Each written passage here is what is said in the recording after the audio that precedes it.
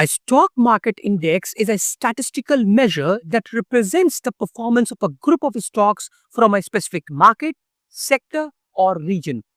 It serves as a vital barometer for the overall health and sentiment of that market as it tracks the collective movement of its constituent companies.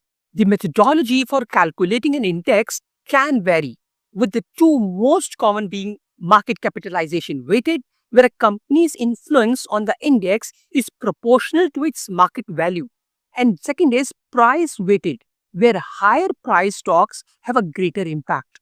While often synonymous with the stock market, major indices like the S&P 500 and the Dow Jones Industrial Average are actually benchmarks that track the performance of a selected group of stocks to give a snapshot of the market's overall health. But India has its own set of prominent stock market indices that serve a similar purpose to the S&P 500 and Dow Jones. The two main benchmark indices are Nifty 50 and BSE Sensex.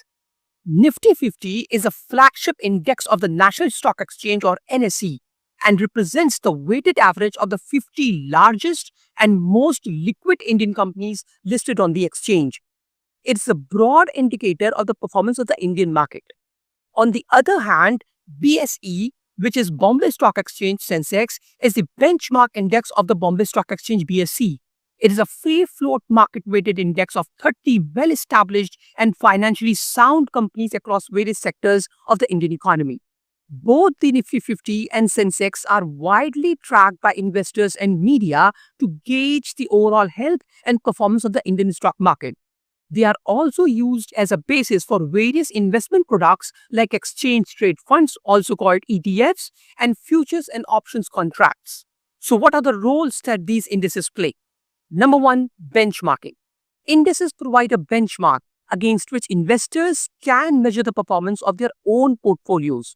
For example, a mutual fund manager might aim to beat the Nifty 50, meaning their fund's returns should be higher than the indice's return over a given period. Second is market indicators. They act as a real-time indicator of the economy. A constantly rising index often signals investor confidence and economic growth, while a falling index can suggest a downturn. Number three, passive investing. Indices are the foundation for passive investment products like exchange trade funds, also called ETFs, and index funds. These funds are designed to replicate the performance of a specific index by holding the same stocks in the same portfolio. This allows investors to gain broad market exposure at a very low cost, making investing more